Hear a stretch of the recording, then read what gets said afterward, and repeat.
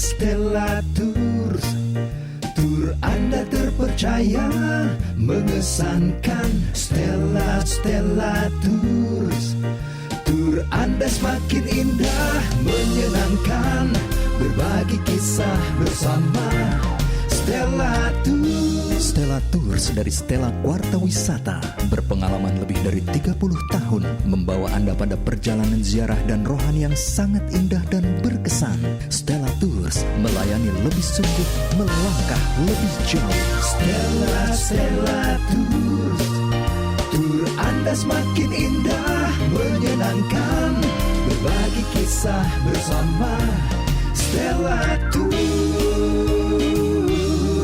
Hubungi 021 8779 4878 atau www.stellatours.com.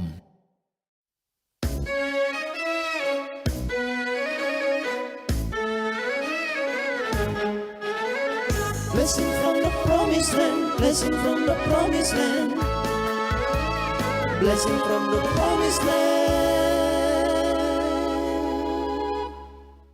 Selamat malam Pak Nisim.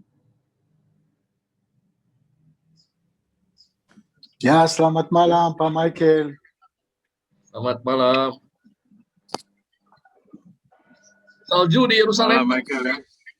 Malam-malam Pak Chandra. Ya. Baik Bapak Ibu, selamat malam semua. Selamat datang di acara kita malam hari ini, Blessing from the Promised Land. Ini adalah pertemuan kita yang ke-13. Tidak terasa kita sudah bersama-sama selama 13 minggu. Dan terima kasih kepada Pendeta Honi yang senantiasa juga bersama dengan kita semua di acara Blessing from the Promised Land.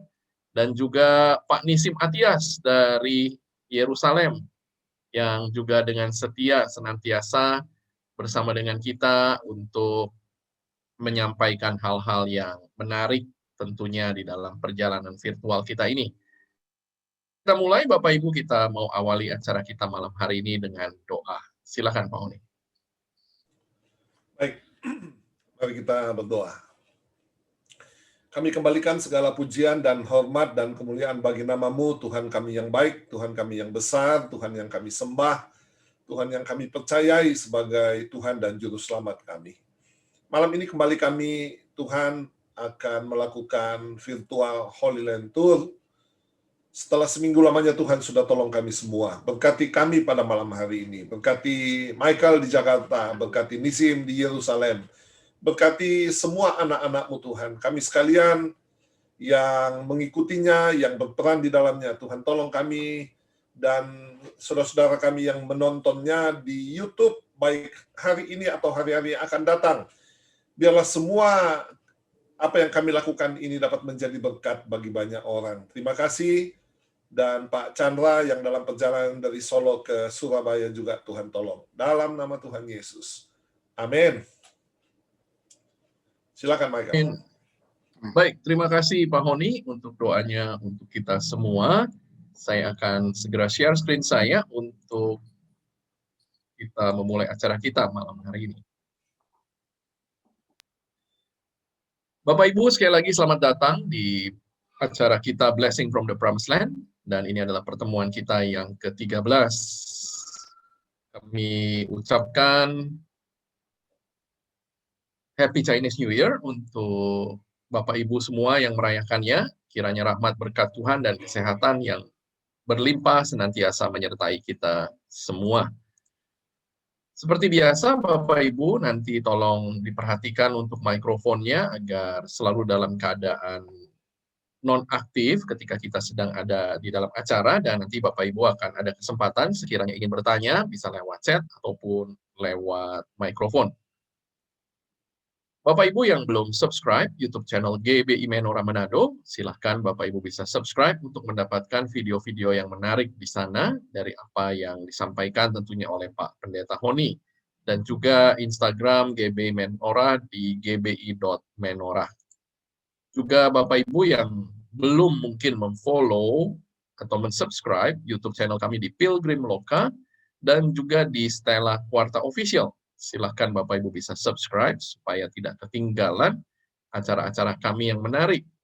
Juga Bapak Ibu bisa follow Facebook kami di Stella Quarta Wisata dan Instagram kami di stella.quarta.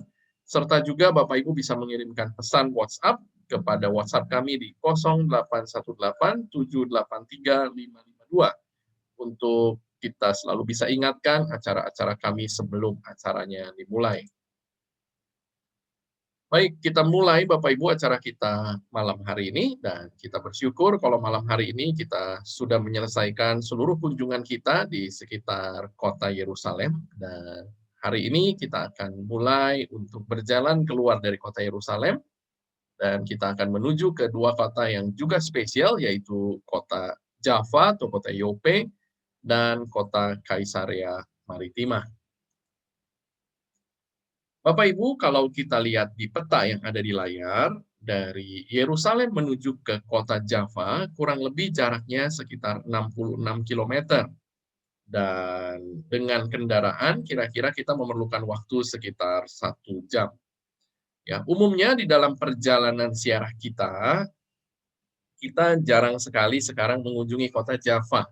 Ya, tetapi karena di dalam virtual tentunya kita mau berjalan secara lengkap, maka malam hari ini kami juga akan mengajak Bapak Ibu semua ke kota Jaffa. Sebelum kita ke kota Jaffa, Bapak Ibu, ya, malam hari ini, karena biasanya di dalam perjalanan kita akan mulai dari Yerusalem ataupun dari Bethlehem, ya, tempat di mana kita bermalam, kita biasanya akan langsung melewati satu jalan tol, yaitu jalan tol nomor 6 untuk langsung menuju ke arah kota Kaisarea Maritima, seperti yang ada di peta yang ada di layar Bapak Ibu semua. Kalau dari kota Jaffa ke kota Kaisarea kurang lebih juga sekitar 63 km, ya, kurang lebih juga sekitar 1 jam. Biasanya kemudian dari sini baru kita akan pergi ke kota Haifa, ya, dan kita akan berkunjung di virtual kita minggu yang akan datang di kota Haifa. Kita akan mulai acara kita malam hari ini menyesuaikan dengan renungan yang akan disampaikan oleh Pak Pendeta Honi, ya, karena itu kita akan di Kaisarea Maritima. Bapak Ibu, Kaisarea Maritima ini adalah satu kota yang sangat penting di dalam sejarah kekristenan dan juga di dalam sejarah Alkitab. Kota ini dibangun oleh Raja Herodes Agung, ya, dan letaknya ada di tepi pantai Laut Tengah. Kota ini Bapak Ibu dibangun kurang lebih pada tahun 22 sampai tahun 10 sebelum Masehi. Ya, dan kota ini yang merupakan kota pelabuhan yang sangat penting pada masa itu, bahkan menjadi ibu kota, ya, dari pemerintahan Romawi pada saat itu yang ada di tanah Yudea, ya, sampai kemudian ditinggalkan setelah tentara perang salib terusir dari tanah perjanjian, dari tanah suci, kurang lebih di abad ke-13. Kita bisa lihat Bapak Ibu di dalam gambar artis yang ada di layar Bapak Ibu semua. Inilah kota Kaisarea kira-kira 2000 tahun yang lalu. Jadi kita bisa lihat bahwa kota ini adalah kota yang sangat modern, kota yang sangat-sangat Romawi, ya, dilengkapi dengan berbagai fasilitas yang biasa ada di kota-kota Romawi. Contohnya seperti ada teater di sini, ya. Kemudian juga ada teater yang lain bahkan, ya, di sini. Kemudian juga ada kuil-kuil yang dipersembahkan untuk raja-raja Romawi, ya, di sini ada Temple of Augustus. Kemudian juga ada hipodrom, Bapak Ibu. Ya, hipodrom ini adalah tempat pacuan kuda. Nanti kita akan bisa lihat juga masih peninggalannya sampai hari ini. Yang menarik Bapak Ibu bahwa pelabuhan Kaisarea ini adalah pelabuhan buatan. Ya, jadi kita lihat bahwa Raja Herodes saat itu membangun sebuah tembok air, ya, yang ada celahnya di sini di mana kapal-kapal bisa lewat untuk masuk dan merapat di sini. Ya, jadi tembok ini Bapak Ibu ini adalah water barrier namanya, atau tembok air, penghalang air, yang gunanya adalah untuk membuat supaya air yang ada di tengah-tengah ini itu tenang, ya, tenang, tidak terlalu bergelombang sehingga kapal bisa merapat dan menurunkan muatannya dengan nyaman. Kita lihat sekarang Bapak Ibu, aerial view atau gambar udara dari kota Kaisaria. Ya, kita masih bisa lihat kalau tadi saya sudah tunjukkan di mana ada teater, ya di sini masih kita bisa lihat peninggalan teater tersebut. Kemudian juga hipodrom, Bapak Ibu, ya ada sebagian terlihat di sini. Ya, kita masih bisa lihat di sini ada sisa-sisa dari bangku penontonnya, ya dan pelabuhannya tidak kelihatan di sini karena ada di sisi yang sebelah bawah kanan. Nah, sekarang saya akan mengajak Bapak Ibu semua untuk melihat ke dalam kota Kaisaria ini. Ya, kota Kaisaria Bapak Ibu juga menjadi kota yang ditempati oleh orang-orang Islam pada saat itu, ya ketika mereka menguasai tanah suci. Karena itu di sini juga ada menara masjid. Ya, kita lihat peninggalan dari zaman Turki Bapak Ibu yang ada di kota Kaisaria. Kemudian ini peninggalan dari tentunya zaman Herodes atau zaman Romawi, Bapak Ibu. Ya, kita juga masih bisa melihat mosaik yang masih ada di sana, mosaik yang sudah 2000 tahun dan masih terlihat dengan sangat baik gambar yang ada di mosaik tersebut. Kita juga masih bisa melihat peninggalan dari hipodrom, Bapak Ibu. Ya, ini saya ambil satu gambar bagaimana orang-orang Romawi pada saat itu mereka menghibur rakyatnya, ya menghibur rakyatnya salah satunya dengan lomba pacuan kuda seperti ini, ya pacuan kuda dengan kereta yang ditarik dengan kuda. Ya, mungkin Bapak Ibu ingat satu film yang judulnya Ben-Hur, ya Ben-Hur itu adalah anak dari Hur, ya itu cerita juga mengenai pacuan kuda seperti ini. Kita masih bisa lihat ada monumen Bapak Ibu ini dari besi yang menggambarkan kereta kuda tadi, ya dan lintasannya masih kita bisa lihat yang ada di kota Kaisaria. Ini adalah lintasan yang digunakan saat itu untuk pacuan kuda. Ya, kita juga masih bisa lihat ini adalah bagian putaran ya. Jadi kalau di dalam stadion ada bagian yang di ujung stadion di mana mereka akan berputar untuk kembali arah. Ya. Kemudian Bapak Ibu kita lihat di sini ada teater, ya teater yang masih difungsikan sampai hari ini kalau ada pertunjukan-pertunjukan kesenian, khususnya konser-konser musik. Ya, kita lihat teaternya masih sangat bagus, Bapak Ibu, kapasitasnya kurang lebih sekitar 4.000 penonton. Ya, jadi bayangkan ya Bapak Ibu, teater ini sudah berdiri di tempat ini 2000 tahun umurnya, luar biasa. Kita lihat juga bagaimana orang-orang Romawi pada saat itu membangun jembatan-jembatan atau lengkung-lengkungnya ya. Kenapa saya ambil foto ini Bapak Ibu? Kalau kita sering mendengar istilah batu penjuru ya, salah satu yang juga kita bisa lihat di sini adalah apa yang disebut sebagai batu penjuru ini adalah batu yang di bagian tengah ini. Kalau batu ini diambil Bapak Ibu, maka seluruh fondasi atau seluruh konstruksi ini akan runtuh. Ya, ini adalah seperti batu kunci yang menjaga supaya lengkung ini tetap kokoh. Kita lihat juga ini peninggalan-peninggalan. Nah, ini bagian dari pelabuhan, Bapak Ibu. Pelabuhannya sekarang sudah hancur. Ya, karena Kaisaria bukan pelabuhan alami. Ya, betul-betul letaknya ada di satu pantai yang lurus di tepian Laut Tengah. Karena itu ketika water barrier-nya rusak, Bapak Ibu, karena gelombang dan tidak diperbaiki lagi, maka kemudian pelabuhan ini menjadi hancur.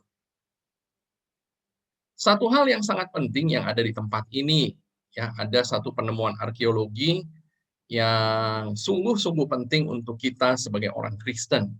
Selama ini kita selalu melihat tulisan nama Pontius Pilatus di buku-buku ataupun di dalam kitab suci kita. Tetapi kita tidak pernah melihat ada tulisan Pontius Pilatus dalam bentuk fisiknya. Dan ketika penggalian arkeologi sekitar tahun 60-an, Bapak Ibu, para arkeolog kemudian menemukan ada satu batu yang di situ ditulis Bapak Ibu seperti ini ya di dalam bahasa Latin. Dis Augustus Tiberium, artinya bagi Augustus Tiberius ya, kaisar di Roma, Pontius Pilatus. Ya, kalau Bapak Ibu lihat di sini ada tanda kotak ini, artinya tulisan ini sudah hilang di batunya ya. Jadi sudah terkikis, yang tersisa hanyalah tulisan yang masih di luar kotak kurung ini ya. Mungkin tidak terlalu terlihat di gambar ini. Pontius Pilatus ya, kemudian Prefectus Judea atau Prefek Yudea, Facit de Dicavit mendirikan dan mempersembahkan. Ya, jadi ada satu plakat yang ada di dekat Tempel Augustus yang merupakan batu penghormatan dari Pontius Pilatus kepada Kaisar di Roma. Ya, prefektur itu Bapak Ibu adalah seperti gubernur jenderal. Ya, jadi karena waktu itu tanah suci dikuasai oleh orang-orang Romawi. Kita lihat satu bagian dari istana Herodes yang masih ada ya, mosaik-mosaik yang masih terlihat di sini dari penggalian arkeologi yang ada di kota Kaisarea ini ya. Ini adalah sarkofagus Bapak Ibu. Ya, atau peti mati batu. Dari sini kita bisa melihat bahwa peti mati ini adalah peti mati untuk orang-orang yang bukan orang-orang sembarangan atau orang-orang yang kaya. Nah, kita lihat pemandangan hipodrom dari arah yang lebih jauh. Ya, kita lihat indah sekali ya Bapak Ibu peninggalan yang ada di kota Kaisarea ini. Satu hal yang juga penting Bapak Ibu yang ada di kota Kaisarea ini adalah aqueduct atau jalan air. Ya, jadi jalan air ini dibangun oleh Raja Herodes untuk membawa air ke kota Kaisarea. Ya, ini bentuknya Bapak Ibu jadi ada seperti solokan di atasnya dan ini tidak pakai pompa, hanya mengandalkan gravitasi saja ya. Ini foto dari Pahoni ya, Bapak Ibu. Bagus sekali. Dan ini foto salah satu grup kami bersama Pahoni ya di depan aqueduct di Kaisarea. Ya, ini di dalam salah satu kunjungan, anak-anak muda juga tentunya sangat-sangat senang di tempat ini karena bisa bikin foto yang instagramable mungkin kalau mereka bilang sekarang ini ya. Bisa sambil melompat seperti itu. Baik, Bapak Ibu, demikian mengenai Kaisarea Maritima. Mungkin selanjutnya Pak Nisim, kalau ada yang ingin ditambahkan, atau mungkin Pak Honi, silahkan. Ya, kita ke Pak Nisim dulu di Yerusalem. Halo? Ya, Pak Nisim, silakan. Ya, shalom Pak, shalom. Shalom. Apakah masih salju? Hello, salju sudah mencair Pak, tapi masih ada mau lihat sebentar ya. Ya, ada boleh Pak. Garden sebentar.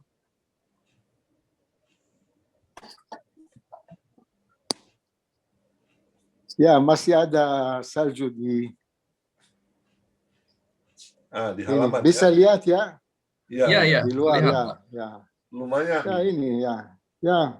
Berapa derajat Pak Nisim di luar? Sekarang 4 derajat, tapi tadi malam ada 0. Tapi rasa 3 di bawah 0. Karena dingin ya. Dingin ya. So ini ya. Bagus sekali. Oke. Berarti hujan salju di Hermon juga ya Pak Nisim ya? Kalau ada hujan salju. Sekarang Sekarang di Gunung Hermon, di puncak gunung sudah 1 meter. Itu bagus Pak? Bagus? Ya, bagus. Banyak itu? Ya, bagus ya. Bisa main ski ya. Tapi belum dibuka, mungkin minggu depan orang bisa main ski di Gunung Hermon. Ya. Oke, silakan Pak Nisim. Sekiranya ada yang ingin ditambahkan dari kota Kaisarea Maritima. Kota Kaisarea yang dibangun oleh Raja Herodes Agung dari tahun 22 sampai tahun 10. Dan dia bangun kota kehormatan untuk Kaisar Roma, Octavianus atau Augustus Caesar. Agustus Bapak Ibu artinya agung. Dan Kaisar Agustus dia kaisar pertama yang pakai nama Agustus. Dan di situ ada saluran air yang tadi kita lihat, saluran air yang mulai dari kaki Gunung Karmel, karena di kaki Gunung Karmel ada berapa mata air. Dan air dari situ sampai kota Kaisarea. Saluran air itu panjangnya kurang lebih 9 kilo. Dan teater dibangun oleh Raja Herodes di kota Kaisarea, teater pertama di Israel Bapak Ibu, dan bisa untuk 4.000 orang bisa masuk ke kota ke amfiteater atau teater Bapak Ibu, dan batu-batu dibangun teater itu batu pasir Bapak Ibu. Kalau di kota Yerusalem ada batu limestone ya. Di kota Kaisaria itu batu pasir. Dan Kaisaria juga terkenal karena zaman Romawi. Tahu Romawi masuk ke sini tahun 63 sebelum Masehi, dan mereka kontrol tanah suci 700 tahun sampai tahun 638. Tapi gubernur Romawi tinggal di kota Kaisaria karena kota Kaisaria ibu kota Yudea. Dan gubernur Romawi yang paling terkenal Pontius Pilatus, yang tadi Pak Michael sudah cerita tentang Pontius Pilatus. Dan batu yang ditemukan di kota Kaisaria itu batu yang ada nama Pontius Pilatus, tapi batu asli masih ada di Museum Rockefeller di kota Yerusalem, Bapak Ibu. Yang ada di kota Kaisaria itu replika. So ini cerita yang ini bukti yang cerita Yesus itu cerita yang benar, Bapak Ibu. Zaman Pontius Pilatus dan Yesus. Dan Pontius Pilatus, Bapak Ibu, dia pernah ke Yerusalem, atau gubernur Romawi zaman dulu 3 kali setahun dia pernah ke Yerusalem. Di hari raya Paskah, hari raya Pentakosta, dan hari raya Pondok Daun. Itu karena banyak orang Yahudi datang ke kota Yerusalem untuk merayakan hari raya Yahudi. So ini kota Kaisaria. Dan Kaisaria, Bapak Ibu, zaman dulu itu ada pelabuhan yang terbesar di timur, Bapak Ibu. Pelabuhan yang tadi kita lihat, gambar yang Pak Michael kasih kita lihat, itu pelabuhan untuk 145 kapal, Bapak Ibu. Itu pelabuhan besar. Dan zaman dulu juga ada lighthouse. Itu menara lampu, apa itu lighthouse, Pak Michael? Mercusuar, Pak Nisim. Nah, oke. Dan zaman dulu itu lighthouse yang yang terbesar, bukan terbesar, yang kedua. Yang paling besar atau yang paling tinggi itu ada di kota Alexandria, yang kedua di kota Kaisaria. Dan ya nanti pasti Pak Pendeta Honi akan bicara tentang Santo Petrus dan Cornelius dan lain itu untuk Pak Honi. Ya silakan Pak. Oke.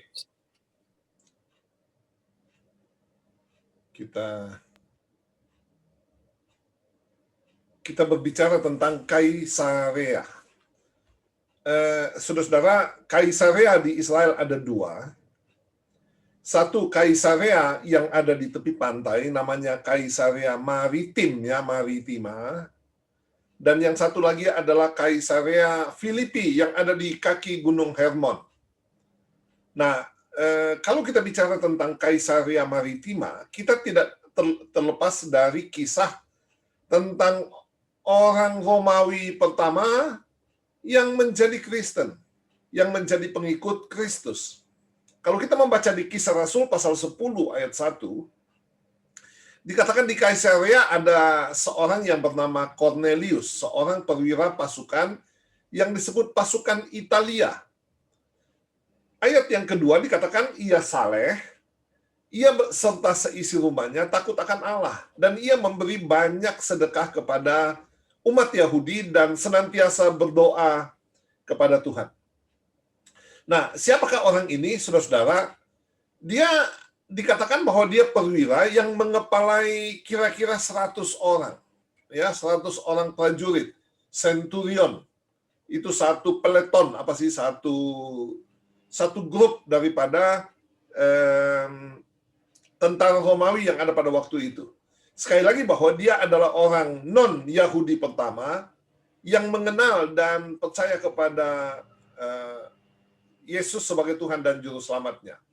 Nah, kita belajar nih ya, saudara-saudara, dari kehidupan Cornelius. Ada beberapa hal yang sangat baik daripadanya. Yang pertama, pribadinya dikatakan saleh. Apa itu saleh? Saleh itu beriman, saleh itu tulus hati, saleh itu tidak curang, ya, saleh itu integritas, integrity, pribadinya saleh. Yang kedua adalah keluarganya. Dikatakan bahwa seluruh keluarganya adalah orang-orang yang takut akan Tuhan. Benar ya kata Alkitab, kalau satu orang bertobat di dalam satu rumah, maka seisi rumah itu akan diselamatkan. Ya. Dan ini terjadi di dalam keluarga Cornelius. Dia dan seisi rumahnya takut akan Tuhan. Indah sekali saudara-saudara kalau kita di dalam satu rumah bisa memiliki visi yang sama, iman yang sama, ibadah yang sama, menyembah Tuhan yang sama, maka keluarga itu akan menjadi keluarga yang pasti akan jauh lebih baik daripada yang tercerai-berai, yang memiliki arah yang berbeda-beda. Makanya di dalam iman percaya kita dikatakan bahwa seorang laki-laki harus menikah dengan seorang perempuan yang memiliki iman yang sama, ya, memiliki Tuhan yang sama. Lalu yang kita belajar dari Cornelius adalah tindakannya, ya, tindakannya. Dia banyak memberi sedekah, ya, sedekah atau derma kepada orang-orang lain, kepada orang-orang Yahudi yang ada pada waktu itu. Pelajarannya bagi kita, saudara-saudara, adalah ternyata ketika kita melakukan kebaikan, itu tidak berlalu dari pemandangan Tuhan. Kalau kita melepaskan berkat untuk orang lain, saudara-saudara, percayalah Tuhan itu tidak buta. Pasti Tuhan tahu. Pasti Tuhan memperhatikan apa yang kita lakukan untuk orang lain. Lalu yang keempat adalah ibadahnya. Dikatakan bahwa dia senantiasa berdoa. Ya, terus-menerus berdoa. Ingat saudara-saudara, dia orang Romawi. Tapi dia menyembah kepada Tuhan. Ya, Tuhan yang sama yang disembah oleh orang Israel. Sehingga kemudian Tuhan itu dikatakan mengingat akan Cornelius. Lalu yang kelima adalah kerinduan hatinya. Ya, kerinduan hatinya adalah dia mengumpulkan sanak saudara dan sahabat-sahabatnya di rumahnya. Itu sebabnya ketika Petrus itu datang, saya percaya bahwa banyak sekali orang yang berkumpul di rumah Cornelius ini, dan di sanalah kemudian Petrus bercerita tentang Yesus sebagai juru selamat. Yang keenam, yaitu tentang kerendahan hatinya. Ya, Kisah Rasul pasal 10 ayat 25, Cornelius tersungkur. Seharusnya tidak pantas, saudara, karena ingat, dia adalah seorang perwira tentara. Mungkin kalau kita di Indonesia, mungkin sama dengan Kapolda kali ya. Dia menguasai sebuah daerah yang cukup luas. Saudara-saudara, nah ketika hamba Tuhan ini datang, Petrus itu datang ke rumahnya, bukannya dia yang disembah, malah dia yang menyembah. Artinya apa adalah, orang ini memang orang yang baik, dan juga orang yang rendah hati. Ya, dan kerendahan hati inilah, saudara-saudara, yang disukai oleh Tuhan. Nanti waktu kita dalam perjalanan ke mana ya? Kita ke Kana, ya, kita akan bercerita tentang ini, tentang tempayan, ya, tempayan. Apa itu tempayan? Tempayan yang disuruh oleh Tuhan diisi dengan air dan dikatakan cedoklah bawalah ke pemimpin pesta. Nanti saya akan cerita kepada saudara, mungkin beberapa minggu ke depan, hubungan antara tempayan itu dengan Yohanes Pembaptis. Oke? Seseorang yang sangat rendah hati. Bapak Ibu, kerendahan hati inilah yang seringkali kemudian diangkat oleh Tuhan. Orang yang sombong, ya, itu pasti akan dihancurkan. Keangkuhan pasti akan diruntuhkan oleh Tuhan. Sama dengan satu kali Daud menyuruh menghitung orang Israel, ya, jumlah orang Israel, dan kemudian dia kena tulah, ya, Tuhan marah sekali kepada dia. Saudara kasih dalam Tuhan, sekali lagi bahwa kita tidak boleh sombong, kita harus rendah hati.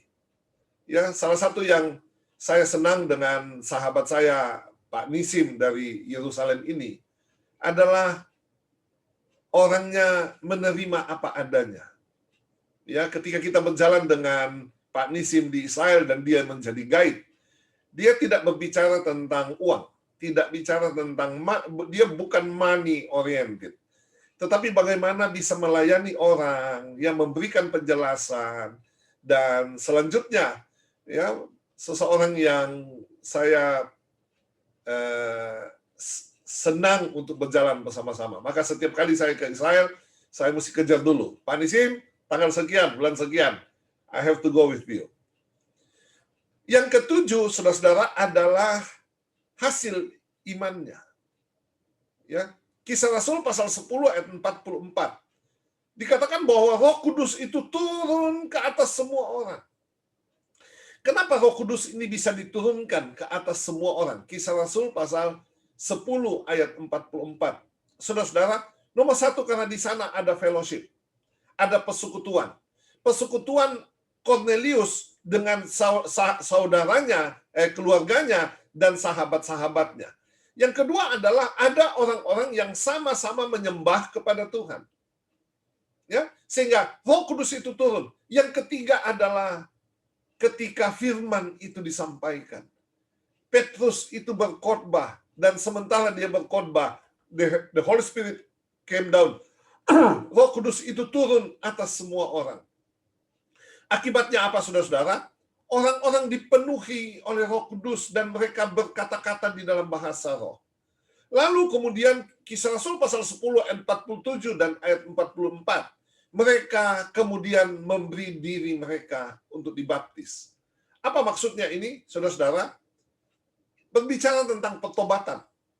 Ketika seseorang mendengarkan firman, dan kemudian hatinya dijamah oleh Tuhan, dia bertobat dan minta ampun kepada Tuhan, dan kemudian menyerahkan hidupnya kepada Tuhan, dan kemudian dia dibaptis, menanggalkan manusia lama, dan kemudian saudara, keluarga ini seluruhnya diselamatkan oleh Tuhan. Satu berkat yang sangat besar bagi Cornelius adalah ketika dia, keluarganya, sahabat-sahabatnya, orang-orang yang ada di dalam rumahnya, semuanya datang dan menyembah kepada Tuhan yang diberitakan oleh Petrus. Michael. Baik, terima kasih Pak Honi untuk renungan yang sangat indah mengenai peristiwa yang terjadi di Kaisaria, ya, peristiwa di mana Petrus membaptis Cornelius, dan sudah disampaikan. Saya kira jarang ya saya mendengar kisah ataupun ulasan yang spesifik bicara mengenai siapa itu Cornelius, dan malam hari ini saya kira kita semua terberkati bahwa kita boleh belajar dari seorang Cornelius yang luar biasa. Walaupun dia bukan orang Yahudi, ya, luar biasa Bapak Ibu, dia kemudian percaya dan juga dibaptis. Baik, Bapak Ibu, saya akan lanjutkan perjalanan virtual kita ke tempat yang berikutnya. Kita akan pergi dari kota Kaisarea, ya, kemudian kita akan pergi ke kota Java atau kota Yope, ya, kurang lebih sekitar 63 km. Jadi Bapak Ibu, kalau kita berjalan, ya, umumnya kita jalannya kalau misalnya ada waktu, ya, dari Java ke Kaisaria, karena biasanya kita memulai kunjungan kita di Yerusalem dan sekitarnya. Ya, tetapi ketika kita punya lebih banyak waktu, ya, seperti mungkin beberapa tahun yang lalu, kami juga beberapa kali memulai perjalanan kita dari utara, dari Tiberias, ya, dan kita dalam perjalanan ke Yerusalem kemudian mampir juga di Kaisaria untuk melihat Aqueduct, dan juga mampir ke kota Yope ini atau kota Java. Kota Java, Bapak Ibu, ya, seperti yang ada di gambar, ini satu kota pelabuhan yang sudah sangat-sangat kuno. Ya, kalau tadi Kaisaria itu 2000 tahun yang lalu, kalau kota Java mungkin paling tidak sekitar 5000 tahun yang lalu sudah menjadi pelabuhan yang utama di Tanah Suci ini. Ya, beberapa ayat Bapak Ibu yang ada di kitab suci yang berbicara mengenai kota Java, ya, di 2 Tawarik pasal 2 ayat ke-16, ya, dikatakan di sana bahwa Dari kayu dari gunung Libanon sebanyak engkau perlukan. Ini cerita mengenai Raja Salomo yang membangun bait Allah dan mendatangkan kayu cedar, ya, kayu aras dari Libanon itu lewat pelabuhan Yafo ini atau pelabuhan Yope. Dari situ baru kemudian dibawa ke Yerusalem, karena dari Yope ke Yerusalem kurang lebih sekitar 60 km saja. Kemudian juga waktu zaman pembangunan Bait Allah yang kedua, ya, ini di kitab Esra pasal yang ketiga, Bapak Ibu. Juga dikatakan bahwa saat itu orang-orang membawa kayu aras dari Libanon sampai ke laut dekat Yafo. Jadi mereka menggunakan kapal dari Libanon.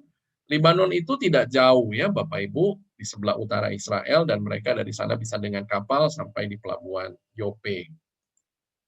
Kemudian satu kisah juga Bapak Ibu yang terkenal yang ada di kota Yope atau Yafo ini adalah kisah mengenai Nabi Yunus, ya, yang saat itu ingin lari jauh dari hadapan Tuhan dan pergi ke Tarsis. Ya, Tarsis ini ada di Spanyol bagian selatan sekarang ini, ya. Tentunya tempat yang sangat-sangat jauh dari tanah suci saat itu. Kita lihat Bapak Ibu kalau berlayar di Laut Tengah ke arah sebelah barat, ya, maka kita akan sampai di benua Eropa di ujung selatannya Spanyol. Kalau Bapak Ibu lihat di sini ada satu celah yang namanya adalah Selat Gibraltar. Ya, Selat Gibraltar ini yang memisahkan antara Afrika dan Eropa. Nah, biasanya dari situ kapal-kapal kemudian baru berlayar bisa ke arah utara, ke arah Eropa Utara, ataupun ke selatan, ke pantai selatan benua Afrika, ya, namanya Tanjung Harapan, dan kemudian ke Samudra Hindia. Jadi kisah Nabi Yunus, Bapak Ibu, itu juga ada di kota Yafo. Ketika itu dia naik kapal, tetapi kemudian kita ingat bahwa dia juga akhirnya sampai di Ninive, ya. Tetapi yang menarik Bapak Ibu bahwa ketika Nabi Yunus ini ya dilemparkan, ya, ke laut saat itu, kemudian dia masuk ke perut ikan dan tiba-tiba dia sampai di Ninive, ya. Jadi Bapak Ibu bisa lihat bahwa sebetulnya dari Laut Tengah ini nggak ada jalan laut ke Ninive, ya, tetapi bagaimana satu mujizat, ya, sepertinya ikannya berenang cepat sekali lewat Selat Gibraltar ini, kemudian turun ke bawah, ya, sampai di Teluk Persia gitu, dan kemudian sampai di Ninive. Ninive ini ada di Irak kurang lebih sekarang ini, ya. Kemudian yang berikut Bapak Ibu di Yope juga ada kisah mengenai Tabita, ya, Petrus yang membangkitkan Tabita, itu ada di Kisah Para Rasul pasal yang ke-9. Kota Yope Bapak Ibu atau Java atau Yafo ini terletak di tepi pantai Laut Tengah dan sekarang ini merupakan bagian dari kota Tel Aviv, Java, ya.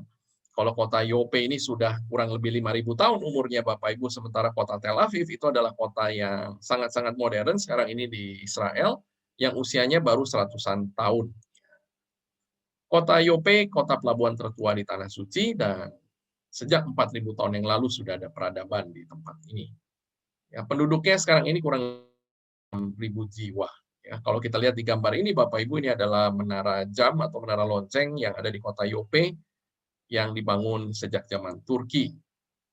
Kita lihat beberapa bangunan-bangunan yang monumental yang ada di kota Yope, ya, selain menara jam ini, dan juga ada satu bangunan atau monumen di mana di sini Bapak Ibu, kalau Bapak Ibu lihat ini adalah tempat di mana biasanya penjahat-penjahat saat itu di zaman Turki ketika mereka dihukum mati itu mereka digantungnya di tempat ini, Bapak Ibu, ya. Nah, kunjungan kita di kota Yope tentunya yang terpenting yang biasa kita lakukan adalah pergi ke tempat ini, yaitu sebuah lokasi di kota Yope yang dibangun kurang lebih di tempat di mana dulu terdapat rumah dari Simon si penyamak kulit, ya. Dan sekarang ini ada sebuah gereja namanya Gereja Santo Petrus. Gereja Santo Petrus, Bapak Ibu, ini gereja yang pertama dibangun pada masa Kekaisaran Ottoman pada tahun 1654, dipelihara sekarang ini oleh biarawan Fransiskan sebagai penjaga tanah suci, dan gereja yang sekarang yang kita lihat, gereja yang cantik ini bagian dalamnya, dibangun pada tahun 1888 dan selesai pada tahun 1894. Ya, renovasi terakhir dilakukan tahun 1903. kita berjalan di kota Yope, Bapak Ibu, ya ini kota yang sangat-sangat menyenangkan untuk dikunjungi karena banyak seniman, banyak kafe, banyak juga toko-toko ya, banyak juga yang menjual barang-barang seni di tempat ini. Ya, ini bagian dalam dari Gereja Santo Petrus, Bapak Ibu, ya yang di sini di bagian altar ini ada lukisan yang menceritakan kisah yang Petrus alami saat itu ketika mendapat penglihatan binatang yang tidak halal menurut orang Yahudi yang terjadi di kota Yope ini. Ini pemandangan dari beberapa bangunan yang ada di kota Yope sambil kita berjalan ya, sangat-sangat artistik kotanya ya. Banyak seniman yang tinggal di tempat ini. Ya, ini ada patungnya Napoleon, Bapak Ibu, karena Napoleon dari Prancis juga sempat mendarat di kota Yope ini. Pemandangan indah dari kota Yope yang terletak ya, kita lihat kota Tel Aviv di kejauhan. Ini kota yang sangat-sangat modern di Israel sekarang ini dengan banyak gedung pencakar langit. Ya, senang sekali bikin foto Bapak Ibu di tempat ini. Ya, pemandangannya indah. Ini juga ada beberapa peninggalan bangunan dari zaman Turki yang sekarang sudah menjadi restoran dan ada Panisim rupanya di sini. Panisim hebat sekali ya dengan jas di sini ya Panisim. Dan ini Panisim sedang ada di depan sebuah meriam peninggalannya tentara Napoleon yang ada di kota Yope. Ya, ini Pak Pendeta Honi di dalam salah satu grup juga ya, kita sempat mampir ke kota Yope dan berfoto. Ya ini Pak Honi lagi menjelaskan apa nih ya? Nah, bisnis. Bisnis. Ya ini pemandangan pantai Tel Aviv, Bapak Ibu, yang bisa kita lihat dari kota Yope. Jadi pantai Laut Tengah ini di beberapa bagian itu bisa direnangi ya, tapi tidak di semua bagian karena ombaknya juga besar dan banyak juga bagian yang terdapat karang di sana. Oke, sebelum ke Pak Honi, mungkin Pak Nisim ingin menyampaikan sesuatu mengenai kota Yope. Silakan Pak Nisim. Ya, kota Yope yang tahu itu pelabuhan kota Yope mungkin pelabuhan yang tertua di dunia Bapak Ibu. Dan kota Yope namanya juga pintu gerbang Yerusalem. Kenapa itu Bapak Ibu? Karena kayu aras yang dibawa dari Lebanon, dari kota Tir ya, ke Bait Allah pertama dan Bait Allah kedua, itu lewat pelabuhan kota Yope. Karena itu kota Yope namanya pintu gerbang Yerusalem. Karena dari situ kayu aras ke kota suci, kota Yerusalem untuk bangun Bait Allah pertama dan Bait Allah kedua. Tapi ada tradisi Bapak Ibu, kota Yope namanya Yope karena Yefet, salah satu anak dari Nabi Nuh. Dan ada tradisi atau versi yang bilang kota Yope dibangun oleh Yefet. Yefet anak dari Nabi Nuh Bapak Ibu. Dan di kota Yope ada jalan yang namanya Yefet. Jalan Yefet, Yefet Street. Ya, itu Bapak Ibu, kota Yope sekarang itu kota Tel Aviv dan Yope satu kota yang penduduknya kurang lebih 46-47 ribu. Dan gereja yang tadi kita lihat, gereja Santo Petrus, gereja dibangun oleh Spanyol Bapak Ibu, Raja Spanyol. Karena itu di pintu gereja, di depan pintu gereja ada dua simbol, simbol Vatikan ya, dan simbol Raja Spanyol Bapak Ibu. Dan tadi kita lihat di dalam gereja Bapak Ibu, di sebelah kanan ada minbar, itu minbar dari kayu aras dari Lebanon. Kayu aras tidak ada di Israel Bapak Ibu, hanya di Lebanon karena dari daerah yang dingin Bapak Ibu. Kayu aras bisa hidup di daerah yang dingin. So minbar yang di sebelah kanan waktu masuk ke gereja itu dari kayu aras. Ya, itu kurang lebih cerita kota Yope Bapak Ibu. Ya, silakan. Dan di kota Yope Bapak Ibu masih ada rumah Simon Penyama Kulit yang sekarang punya keluarga Armenian, keluarga Zakarian. Kalau nanti bulan September, kalau ada waktu kita bisa ke rumah Simon Penyama Kulit. Ya, silakan Pak. Ya, rumah Simon penyamak kulit itu apakah juga gereja, Pak? Bukan rumah Simon penyamak kulit. Ada waktu kita turun dari bis, ada tangga batu yang kita turun ke bawah, ya. Ya. Dan ada rumah yang sekarang punya keluarga Zakarian, ada tulisan di depan, Zakarian Family, ya. Zakarian Family, keluarga Armenian. Tapi Ya. tidak ada penghuninya lagi ya? No, tidak ada Pak. Ya. Yang ditutup, tidak ada yang tinggal di situ, ya.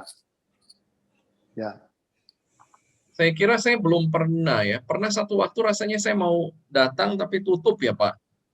Masa? Ke bawah itu? No, tutup, itu selalu tutup. Tidak bisa masuk ke rumah Cuma di Simon depannya penyamak sendiri. kulit. Oh, Hanya di depan, ada di depan, dan ada tulisan rumah Simon di bahasa Ibrani, ya, Burskai, penyamak kulit, dan punya keluarga Zakarian. Ya, itu yang punya oleh keluarga Armenian.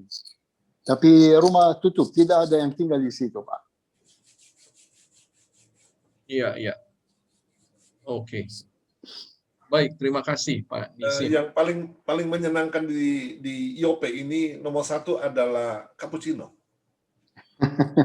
Ya, sebelum kita turun ke gereja, ada coffee shop di sebelah kanan yang kopi cappuccino, enak tenan, ya. Dan foto ya. Tadi foto-foto Dan saya banyak, Michael, tidak ditampilkan tuh. Sudah, Pak? Oh, banyak saya kirim ke Sudah. Michael tuh. Sudah. Oke. Kita bicara sebentar tentang Simon Petrus. Ya, tadi kan kita bicara tentang Cornelius. Sekarang kita bicara tentang Simon Petrus. Simon Petrus yang menumpang di rumah Simon si penyamak kulit. Di Kisah Rasul pasal 10 ayat yang ke-9 ya dikatakan Simon Petrus naik berdoa ke atas rumah. Naik ke atas rumah. Saya waktu mempersiapkan ini, saya teringat kepada yang namanya Alia ya, Pak Nisim, Alia. Alia itu Naik, Pak. naik ke atas. El-al, Naik. ya. El-al, going up. Every landing always late. Bukan ya? Everything always late. Dia naik ke atas, tempat yang ada di atas. Saudara-saudara, kalau kita membaca di Alkitab, naik ke atas rumah itu adalah sebuah kebiasaan dari hamba-hamba Tuhan. Ya, naik ke kamar atas. Umpamanya di Daniel pasal 6 ayat yang ke-11. Demi didengar Daniel bahwa surat perintah itu telah dibuat, pergilah ia ke rumahnya. Dalam kamar atasnya ada tingkap-tingkap yang terbuka ke Yerusalem. 3 kali sehari ia berlutut, berdoa, memuji Allah seperti yang biasa dilakukannya. Jadi sebuah kebiasaan yang dilakukan oleh Daniel adalah dia naik ke kamar atas. Untuk apa? Pray. Untuk berdoa. Lalu Elia di 1 Raja-Raja pasal 17 ayat yang ke-19. Elia yang seringkali pergi dengan bujangnya, yaitu Gehasi, pergi ke Sarfat, dan biasa menumpang di rumah seorang perempuan yang namanya yang ada di Sarfat. Ya, dikatakan Elia adalah ketika dia meninggalkan ini sungai Kerit dan diperintahkan oleh Tuhan pergi ke Sarfat. Ya, Tuhan bilang, aku telah memerintahkan seorang janda untuk memelihara engkau. Kenapa Elia meninggalkan sungai Kerit? Karena airnya sudah habis. Dan Elia kemudian berangkat pergi ke Sarfat, dan benar dia bertemu dengan seorang janda, dan kemudian mujizat terjadi ketika Elia mengatakan, berikan kepadaku secangkir air. Jangan lupa buatkan aku sepotong roti bundar kecil. Lalu kemudian janda itu berkata, saya tidak punya apa-apa, saya cuma punya sedikit minyak dalam buli-buli dan sedikit tepung dalam tempayan. Lalu Elia mengatakan, buatlah lebih dahulu bagiku. Ya, lalu kemudian perempuan itu membuatkannya untuk Elia, dan minyak dan tepung itu tidak pernah habis. Nah, tetapi kemudian anak daripada janda Sarfat ini mati, ya. Nah, kemudian dikatakan di 1 Raja-Raja 17 ayat 19, kata Elia kepadanya, berikanlah anakmu itu kepadaku. Elia mengambilnya dari pangkuan perempuan itu dan membawanya naik ke kamar atas, ke kamarnya di atas, dan membaringkan anak itu di tempat tidurnya. Dan selanjutnya, nanti saudara bisa baca. Elia naik ke kamar atas. Lagi saudara, Elisa sekarang. Elisa biasa pergi ke Sunem, dan ada seorang perempuan di sana yang menerimanya dan membuatkan sebuah kamar atas yang kecil yang berdinding batu, dan menaruh di sana tempat tidur, meja, kursi, dan sebuah kandil. Elisa juga seringkali naik ke atas. Saya ingat cerita tentang loteng atas Yerusalem yang disebut Upper Room. Ya, Tuhan Yesus pada malam yang terakhir juga pergi ke Yerusalem dan naik ke loteng atas Yerusalem, dan mengadakan malam perjamuan terakhir. Perenungan kita, saudara-saudara, di atas adalah gambaran tempatnya Tuhan. Ketika kita punya persoalan, naiklah ke atas, ya, untuk minta pertolongan Tuhan. Ketika kita butuh sesuatu, naiklah ke atas. Maka kita kenal yang namanya menara doa, ya, menara doa. Kami di gereja di Manado, kami mempersiapkan menara doa di lantai paling tinggi di atas, di lantai 7. Untuk nanti menjadi menara doa, tempat di mana orang naik untuk berdoa, mencari wajah Tuhan. Tuhan senang ketika kita naik ke atas untuk berdoa. Ya. Jadi sekali lagi, jika kita punya pergumulan dalam hidup ini, kita membutuhkan sesuatu, naiklah ke atas, ke kamar atas. Untuk apa? Untuk berdoa dan mencari pertolongan Tuhan, ya, pertolongan yang datang dari Tuhan. Nah, lalu apa yang terjadi di Yope? Kalau kita membaca di Kisah Rasul 10 ayat yang ke-10, dikatakan bahwa ketika Petrus lapar dan ingin makan, ya, makan siang, dia mau lunch, rohnya kemudian diliputi kuasa ilahi. Apa yang terjadi dengan dia, saudara-saudara? Dia melihat sebuah penglihatan. Saya renungkan begini, inilah anugerah hamba-hamba Tuhan, yaitu ketika kita dikuasai oleh roh Tuhan. Seringkali Tuhan itu memberikan petunjuk-petunjuk apa yang harus kita lakukan di dalam hidup ini, kita lakukan di dalam pelayanan. Ya, dan saudara-saudara, dikuasai oleh roh Allah itu adalah bukti perkenanan Tuhan. Bukti perkenanan Tuhan. Saya seringkali, saudara-saudara, di dalam persiapan-persiapan, renungan-renungan, ya, kadang-kadang ketika sudah sepertinya jalan buntu, ya, mau apa ini, mau bicara apa, dan di sana Tuhan itu menyampaikan, ya, jelas sekali. Seringkali Tuhan itu memberikan petunjuk, arahan, baca ini, baca itu, dan kemudian renungan ini dan renungan itu, dan kemudian menjadi sebuah materi khotbah. Penglihatan Petrus bermakna ini. Pendapat umum orang-orang Yahudi tentang keselamatan adalah keliru. Karena bagi orang Yahudi, keselamatan itu hanya untuk orang-orang Yahudi. Ya, hanya untuk orang-orang Yahudi. Saya mau tanya nih sebelum kita lanjut nih sama Pak Nisin. Halo? Pak Nisin? Ya, Pak. Oke. Saya pernah membaca satu artikel yang mengatakan ada dua doa laki-laki Yahudi. Ya. Yang pertama, mereka mengucap syukur kepada Tuhan tidak dilahirkan sebagai seorang perempuan. Ya, Itu benar terjadi ya. ya benar Pak ya. Karena bagi mereka perempuan itu karena lelehan darah ya, haid jadi najis ya. Ya, karena mereka lebih responsible, mereka kerja lebih keras, mereka yang membesarkan anak-anak, mereka masak, mereka semua. Rumah, kalau di rumah semua oke, itu karena ibu, karena istri, karena mama, bukan karena papa. Dan karena itu laki-laki mengatakan Baruch shelo asan isha, itu di dalam bahasa Ibrani yang ada di doa pagi ya. Doa pagi itu doa 18 yang laki-laki mengatakan Baruch shelo asan isha. Terima kasih Tuhan yang saya tidak jadi perempuan. Bukan karena perempuan, ya, bukan karena perempuan itu lawyer di bawah Pak. Karena untuk lebih susah Pak.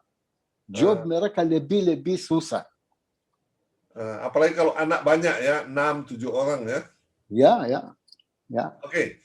Doa yang kedua pada zaman Tuhan Yesus adalah mereka berdoa supaya orang Samaria jangan masuk surga. Karena mereka menganggap orang Samaria tidak layak masuk surga bersama-sama dengan orang-orang Yahudi. Apa betul?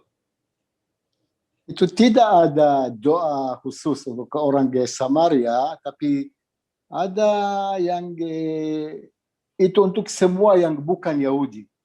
Atau bukan Yahudi dan orang yang mereka itu laminim vela malshinim alti tikva, tidak ada hope untuk orang yang mereka kafir. Yang mereka selalu kafir dan mereka bikin sesuatu dari belakang dan ya. Tidak ada harapan maksudnya Pak? Tidak ada hope? Tidak ada harapan ya. Ya itu dua ya ada Pak. Benar ya. Oke. Kita kembali ke PowerPoint Michael.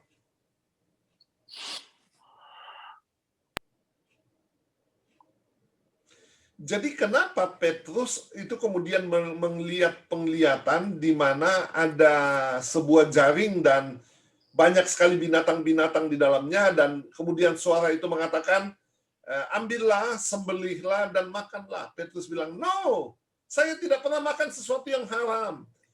Ya, penglihatan itu tiga kali. Nah, apa makna daripada penglihatan ini? Apa yang dikatakan halal oleh Tuhan tidak boleh diharamkan oleh manusia.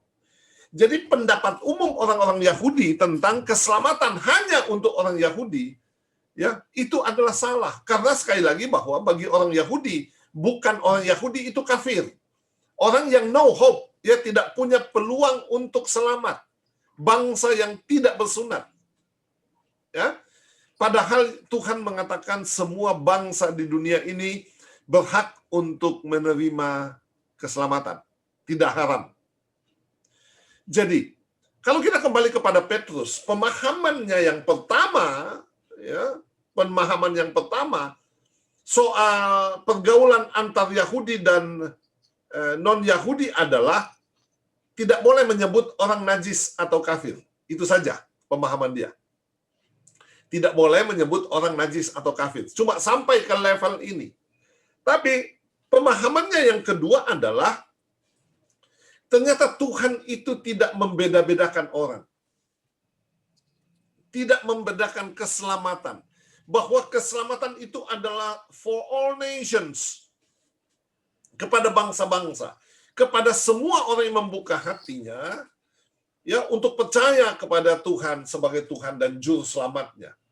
Kisah Rasul pasal 10 ayat 34, lalu mulailah Petrus berbicara katanya, sungguhnya aku telah mengerti bahwa Allah tidak membedakan orang. Ayat yang ke-35, setiap orang dari bangsa manapun, ya, yang takut akan Dia dan yang mengamalkan kebenaran berkenan kepadanya. Ayat 36, Itulah firman yang ia suruh sampaikan kepada orang Israel, yaitu firman yang memberitakan damai sejahtera oleh Kristus Yesus yang adalah Tuhan dari semua orang.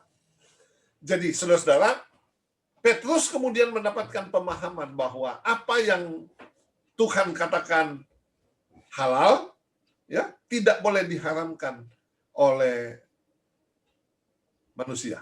Ya, bahwa keselamatan itu tidak membeda-bedakan suku, bangsa, ras, kulit, warna kulit, dan selanjutnya. Keselamatan itu adalah kepada setiap orang yang membuka hati, percaya, dan mau melakukan firman-Nya. Michael. Baik, terima kasih Pak Honi untuk renungan yang sangat indah dari peristiwa yang terjadi di kota Yope. Ya, jadi kisahnya Bapak Ibu setelah Petrus yang mendapat penglihatan, maka kemudian lanjut ke Kaisarea. Tadi kita sudah juga kunjungi Petrus yang membaptis Cornelius. Ya, jadi dua lokasi yang kita datangi di dalam virtual kita malam hari ini saling berkaitan satu dengan yang lain. Ya, peristiwa yang terjadi di sana. Mungkin ada yang ingin ditanyakan Bapak Ibu dari apa yang telah disampaikan malam hari ini, silahkan.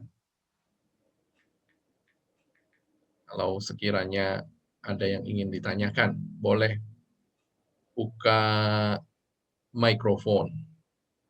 Ini Bu Wahyu tanya ya, Pak Honi, apakah tanggal 6 September nanti akan ada kunjungan ke Java juga ya, yang sangat indah tadi. Kita pasti akan sangat mengusahakan untuk datang ke Yope. Ya, kita Harus. usahakan ya. Harus. Berarti nggak pasti ya Pak Oni ya. 90% bisa. Sayang Pak Ya. kalau nggak ke sana. Bagus banget tuh Nah, PP-nya Pak Michael. pertanyaannya saya balik Ibu. Apakah Ibu pasti ikut? Nah, kalau ke sana diusahakan ikut. Gitu Oke, Pak. oke. Kalau ya pasti kita ke sana Ibu. Ayo ikut. Ya. Saya responsible. Oke. Oh, Nisim sudah berjanji, responsible ya. Ya, saya sudah berjanji ya.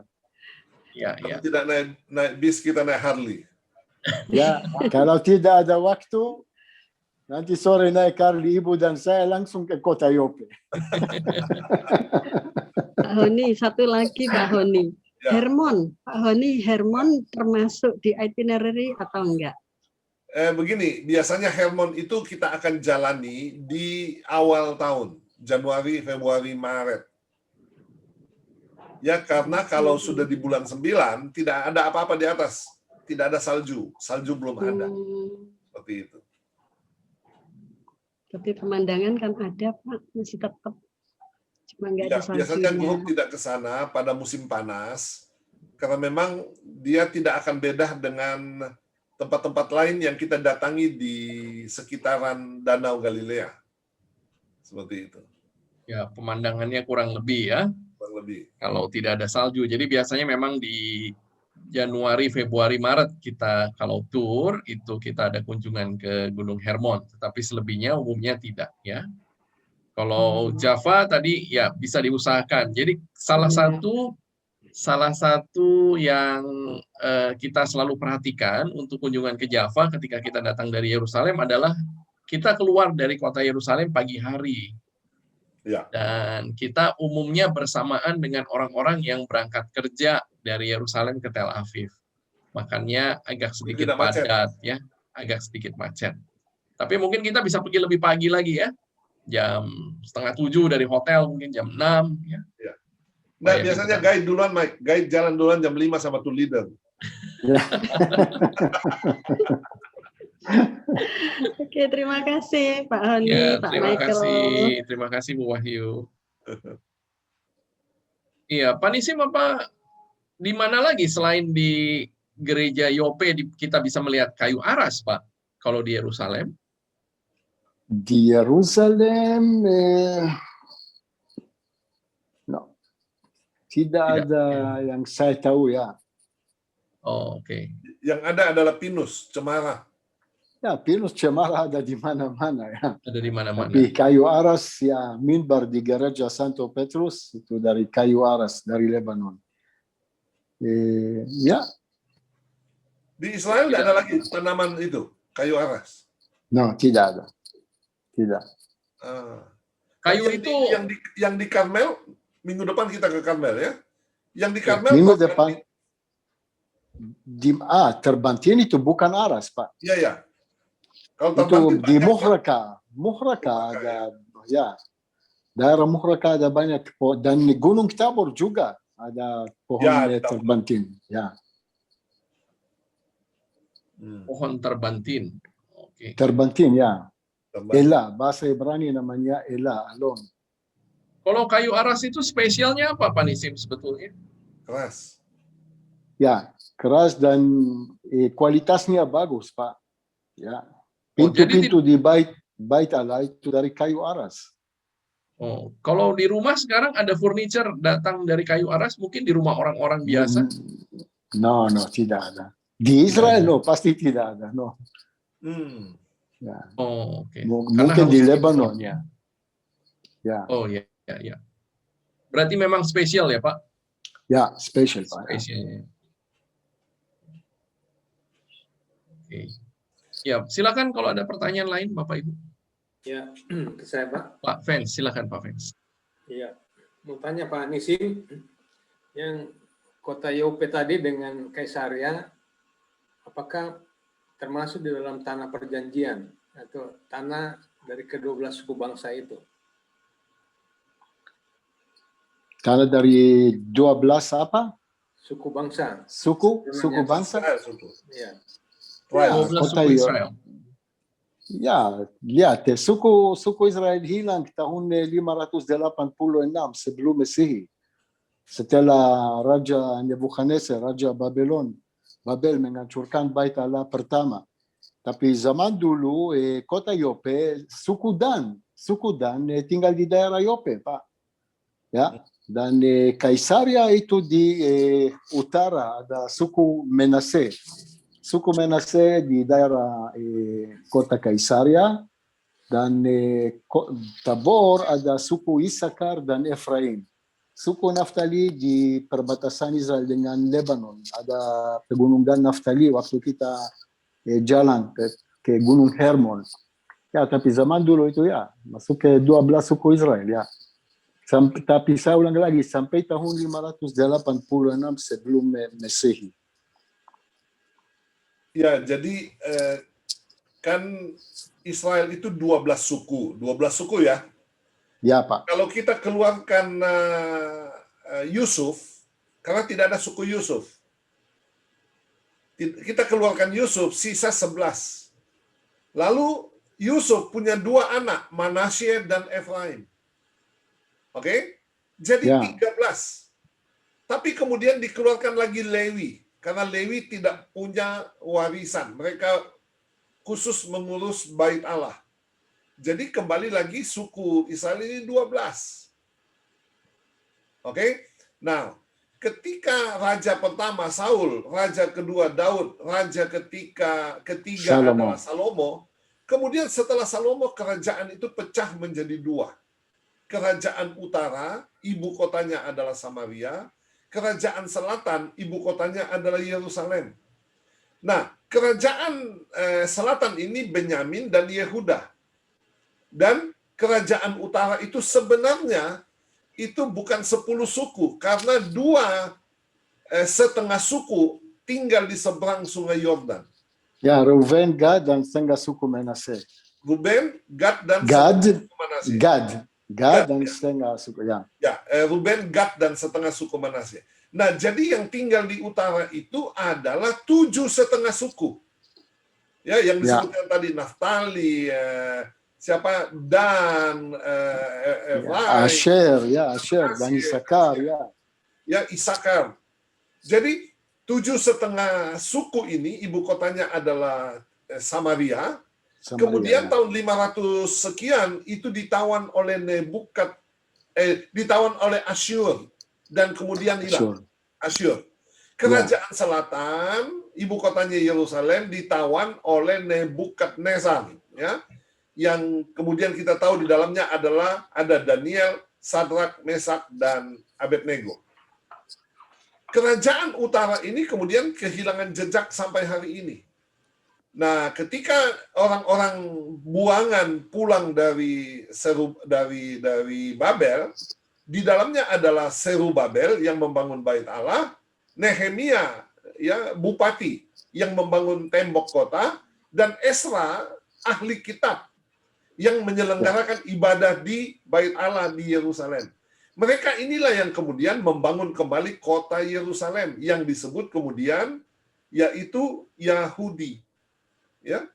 Yehuda, kerajaan Yehuda. Ya, yang kemudian menjadi Yahudi. Nah, kemudian Bait Allah itu diperbaiki oleh Herodes Agung dan dihancurkan oleh Jenderal Titus tahun 70 sesudah Masehi. Yang sisanya itu adalah tembok ratapan yang kita sudah mengadakan perjalanan di sana. Ya, long story. Long story ya Pak. Dan sampai sekarang. Sampai sekarang. Yerusalem sampai hari dari ya sampai hari ini ya selalu Yerusalem di semua mau kontrol dan mau kota Yerusalem. Yeah. Ya itu cerita kota Yerusalem ya dan Zerubabel ya dia kembali ke Zion ke sini tahun 516 lalu Ezra dan Nehemia dan Nehemia sama seperti Pak Yoni sudah bilang dia bangun tembok Yerusalem. Masih ada, Bapak Ibu, masih ada sisa tembok Yerusalem dibangun oleh Nehemia. Masih ingat Pak Honi waktu kita masuk di Siloam ya, di terowongan kita keluar dan di sebelah kiri ada tembok, sisa tembok dari zaman Nehemia ya. Itu Bapak Ibu berapa? 2.500 tahun lebih ya yang lalu ya. Hizkia Tunnel ya. Ya, Hizkia Tunnel, waktu kita keluar dan kita turun mau kembali ke bis.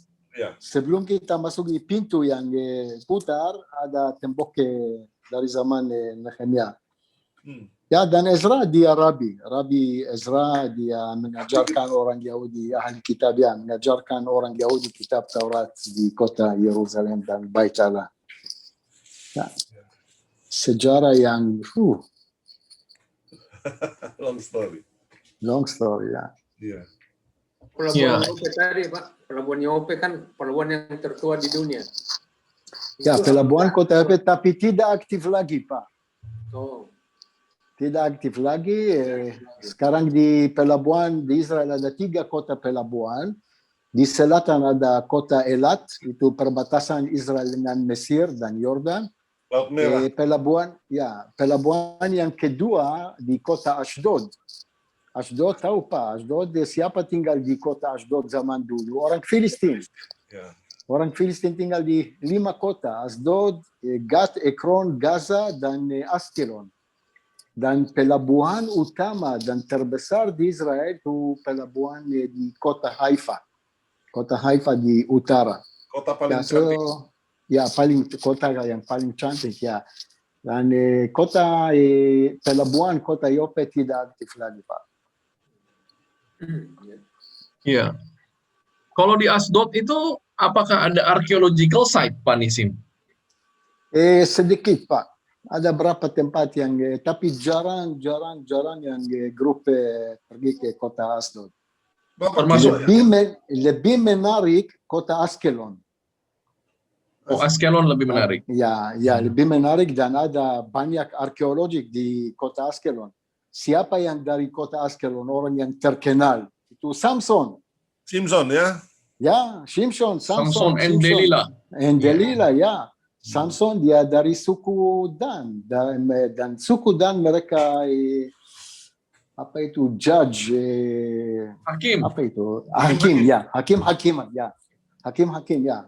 Samson itu dari suku Dan, dari suku yang hakim ya. Ya. So kota Askelon menarik Pak. Kalau kota Gat masih ada Pak? Kota Gat masih ada ya. Ada Kiryat Gat, kota Kiryat Gat. Sekarang penduduk kota Kiryat Gat 20-30 ribu mungkin ya. Ada archaeological juga? ada, tidak terlalu jauh dari situ ada ya. Ada. Askelon ada, Asdod sedikit, kota Gat ada, Gaza masih ada, tapi tidak bisa masuk Gaza. Michael, Dan Askelon ya. ini Iya. nih, saya share screen nih, Askelon nih. Kelihatan enggak? Iya, kelihatan Pak. Ini Askelon ya, Askelon. Kota cantik Pak, ada marina yang cantik ya. Oh, belum pernah saya ke sana Pak. Nanti Ya. Saya sudah, Mike. jalan. Ini sekarang Lewat. nih. Lewat Google Map. Google Earth. Pak Oh, Pak besar Michael ya? belum, ya kota Askelon besar ya? Pak. Pak Michael belum pernah ke kota Askelon? Belum. Saya juga belum. Pak Nisim Masa? belum No, pernah. no pernah ya berapa banyak kali Pak. Ya. Oh. Kalau di Gaza itu berarti ada archaeological site. Pak, di Ada Gaza. ya, ada gereja dan ada Saudara-saudara, ini sinagoga ya, Ini Gaza ini. jalur Gaza ya. Ini Gaza ini. Jalur Gaza. Ada 2 juta orang di sini. Ya, tempat Iya. terpadat ya salah satunya di Ini Iya, perbatasan di dunia, Mesir ya. ini. Ini perbatasan Mesir. Nih. Ini Israel, ini Mesir. Iya. Kelihatan ya? Ya, Kelihatan, kelihatan Pak. Pak. Nah, saudara-saudara, tahun 99 pertama kali saya ke Israel, Laut Mati ini masih nyambung. Masih sambung ini. Ya, Lihat sekarang, ini sudah terputus sama daratan. Kenapa? Airnya surut. Ya, dan untuk supaya para wisata dan pabrik-pabrik di sini tidak mati, dibuatlah sebuah tunnel. Nih, pompa dari dari utara ke selatan. Nah, menurut cerita bahwa pemerintah Israel akan membangun sebuah terusan atau pipa atau membawa air dari Laut Merah yang ada di sini ke Laut Mati. Karena ini 400 meter di bawah permukaan laut. Di bawah permukaan Laut Tengah ini 400 meter, rendah sekali. Atau juga membawa air dari Laut Merah, Laut Tengah, Laut Tengah. Laut Tengah ke sini. Kalau tidak, pada satu hari nanti laut ini benar-benar mati. Ya, jadi harus pergi ke Karena Laut itu Mati sebelum harus Laut pergi Mati ya. bulan September. Itu bulan September. Karena bulan Oktober mungkin sudah kering, tidak ada. Wah, bagus sekali ya Google Earth ini ya. Saudara, Ya, bagus. ini Jordania ya, ini Jordan, ini Jordania. Ini Itu Sungai Yordan juga kelihatan tuh Pak. Sungai Hah? Yordan. Ya, Sungai Ya. Yordan dari Ya. Danau Galilea ya. Ini Sungai Yordan nih, batas alami antara Jordan dan Israel. Nah, ini Danau Galilea. Ya, Danau Galilea. 200 meter di bawah permukaan laut. Ya, sekarang Danau Galilea naik Pak. Ya, hanya kemarin naik Danau Galilea naik 8 cm. Sekarang jauh 60 cm lagi Danau Galilea akan penuh, full, maksimal. Ah ya? Luar biasa Pak ya. Wow. Puji blessing. Tuhan. Maksimal itu berarti sampai di pagarnya Peter Primacy ya Pak. Ya, sudah hampir sudah di tangga batu di situ, tapi ya sudah 60 cm lagi dan pasti akan naik karena masih banyak salju di Hermon dan ya dan hujan, masih ada hujan ya. Mana itu gereja ya? Ya, itu di Kapernaum dan Ini ya, ya, ini gereja ya? Ya, Mana gereja? ya. Itu Tapga Primat Pak. Petrus. Tapka ya, Tapga, daerah ya. Tapka. Ini Tamga ya? Tapga. Ya. Ya, ini Pak Oni di bawah nih ada ibadah. Wow, amazing Google Earth. Iya. Kalau kota-kota yang tadi, kota-kota Filistin semua itu under Israel kan Pak? Kecuali Gaza saja ya. Ya, Kecuali Gaza saja ya. Ya, Pak. Ya. Oke. Tapi memang jarang sekali ada turis yang ke sana mungkin Pak Nisim ya. Ke kota Ashkelon Iya, mungkin ke 4 kota tadi selain Gaza. jarang Pak, jarang ya. Jarang. Jarang. Ya. Berarti kampungnya Goliat itu di daerah Gaza Pak ya? Pak Nisim. Goliat Di Ashkelon. ya, Goliat. Ashkelon. Dan tahu dia orang di Goliat, orang pendek ya Pak. tahu tingginya berapa meter Pak? 2 meter 70 cm. Alkitab menyatakan 6 hasta dan 1 jari. 1 hasta itu kurang lebih 50 cm ya. So, tingginya 3 meter dan 1 jari ya. Oh ya. 3 meter dan 1 jari tinggi. Ini jari ini yang ini Jarinya yang jari kecil. Goliat. Jari Goliat. Kalau Goliat tingginya 6 hasta, tinggi saya 1 jari ya. Ya, dia dari Ashkelon Pak, Goliat ya. Nah, itu bertempur dengan Daud di Lembah Ela. Lembah Ela. Oke. Ela. Di mana Ela itu, itu dekat kota Bet Shemesh. Itu 35 kilo dari kota Yerusalem. Oke. Ya, Bet Shemesh, kota Bet Shemesh, Lembah Ela. Ya. Kalau kita lihat ini ya, ini Hebron ya. Ini Hebron. Oke. Ini Berseba. Beersheba ya. Berseba. Nah, ketika Abraham itu membawa Ishak mau dipersembahkan di Yerusalem, Ya. setelah itu dia pulang, dia tidak kembali ke Hebron ke istrinya. Dia pergi tinggal di Berseba sampai Sarah itu meninggal. Nanti setelah dia meninggal, maka Abraham datang dari Berseba, pergi ke Hebron, dan memakamkan Sarah di Gua Makpela. Makpela. Tapi dia bayar untuk tanah di situ. Ya. Untuk Efron ya. Seorang bernama Efron. Ya. Wah, banyak cerita di kitab ini. Ya. Ayo. Ya, pergi berziarah itu betul-betul membuat kita bisa memahami Alkitab dengan lebih baik. Jadi Pak Vence, kita akan terbang dari Kendari, dari Kendari di sini, terbang ke Jakarta, dan dari Jakarta kita akan terbang ke Timur Tengah. Timur Tengah itu di sini ini, Abu Dhabi, Dubai, di sini ya. Ke kiri lagi Pak. Ini ya. Kiri ya. Lagi Pak, itu masih laut. Iya Laut dong. Namanya laut. Teluk, ini Teluk Michael. Ah ya, di situ. Tadi pertanyaan belum jawab. Pak. Oh ini nih ya. Ah, di situ Abu Dhabi, Qatar. Ya. 8 jam terbang dari Jakarta. Setelah itu dari sini kita akan terbang ke Kairo. Nah, Kairo itu di sini.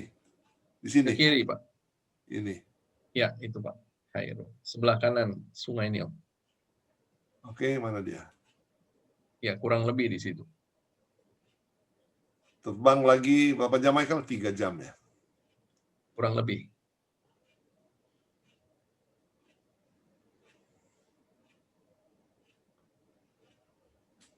Oke.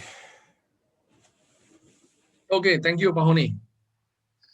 Oke, ini Bu Wahyu tanya istimewa kayu aras tadi ya, keras dan memang sangat good quality.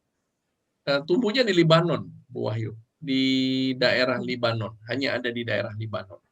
Di Israel tidak ada. Ya. Baunya juga wangi ya Pak ya? Kayu aras apakah wangi Pak Nisim? Saya kurang tahu Pak. Saya kurang tahu ya. Beda, mungkin tidak lah, tidak seperti cendana ya. Cendana di Indonesia ada kayu cendana itu sangat harum. Sangat wangi ya. Ya, terima kasih. Terima kasih. Ya. Oke, Jadi baik kalau Bapak Ibu. punya kesempatan ke Israel, paling bagus itu bawa catatan, banyak bertanya, sehingga kemudian dari pertanyaan-pertanyaan itu kemudian akan muncul banyak cerita tentang tanah perjanjian. Tidak ada habis-habisnya. Ya, bahkan sampai yang lebih 100 kali ke Israel pun masih tetap saja ada tempat yang belum didatangi. Ya. Saya jalan sejak 99 dengan Michael. Setelah itu kami masih jalan ya. Saya jalan sendiri, ada jalan dengan Michael, ada yang enggak. Lalu banyak kali seperti Gunung Hermon. Nisim, pertama kali Michael ke Gunung Hermon sama saya. Nah, ya. Ya, pertama kali dia ke Gunung Hermon sama saya. Kalau bukan karena saya, dia tetap ke Gunung Hermon.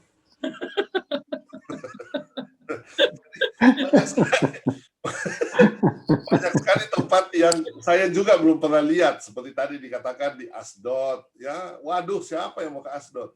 Saya belum pernah ke Silo, ya, Silo. Oke, ini lain kali, Pak. Saya belum Pak Honi belum pernah ke Kursi. Kursi lewat. Ya. Kursi lewat. Lewat. Ada juga katanya yang bawa batang singkong, Pak ya. Baru Batang tumbuh di singkong. Indonesia. Kenapa? Ditanam di sana?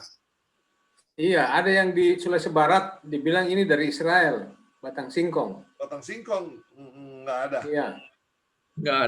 Tidak ada singkong di sejauh saya tahu. Oh, begitu ya.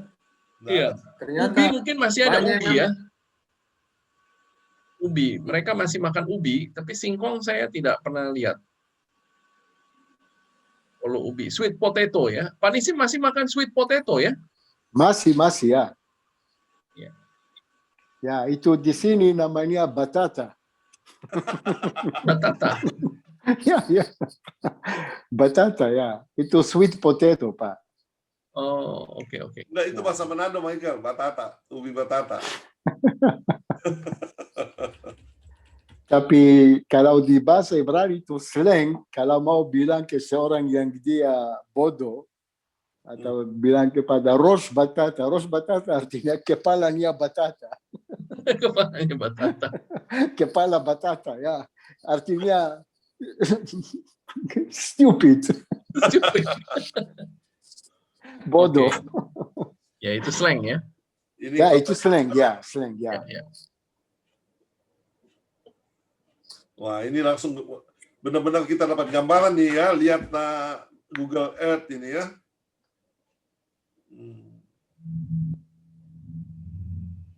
Mana ini Old City ini?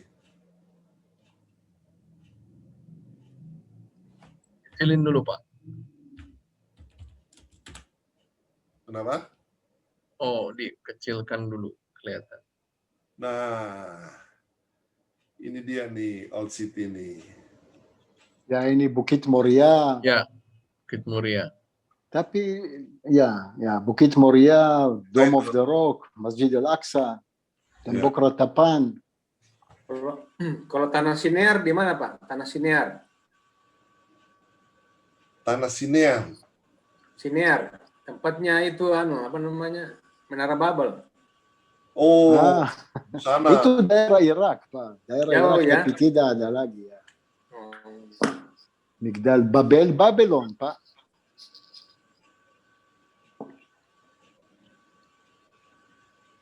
Ini gambarnya kok bisa jadi kartun begini ya? Karena dia 3D. Oh, Dia 3D. Ini tembok ratapan nih. Ya. Ya.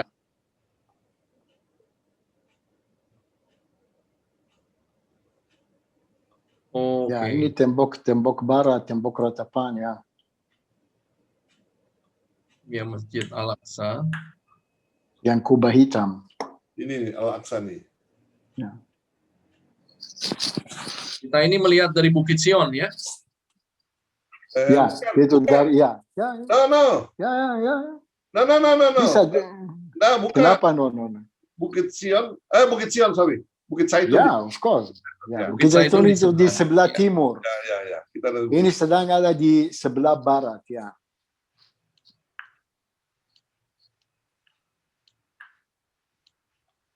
Ya.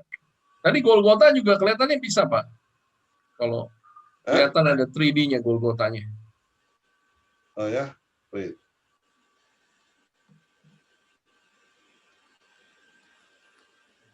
Bagus ya. Google Earth-nya. Mana di Golgota? Itu Pak, yang sebelah kiri. Bukan Ah, Golgota. itu. Ya, Yang ya, ya, ya, ya. dua kubah. Ada 2 kubah, iya. Warna abu-abu ya.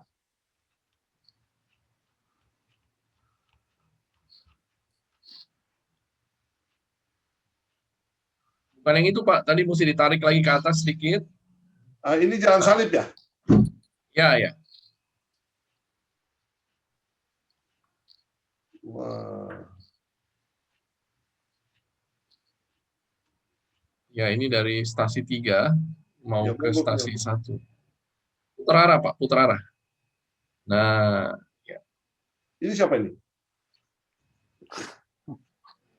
semua muka di ini ya, di blur ya.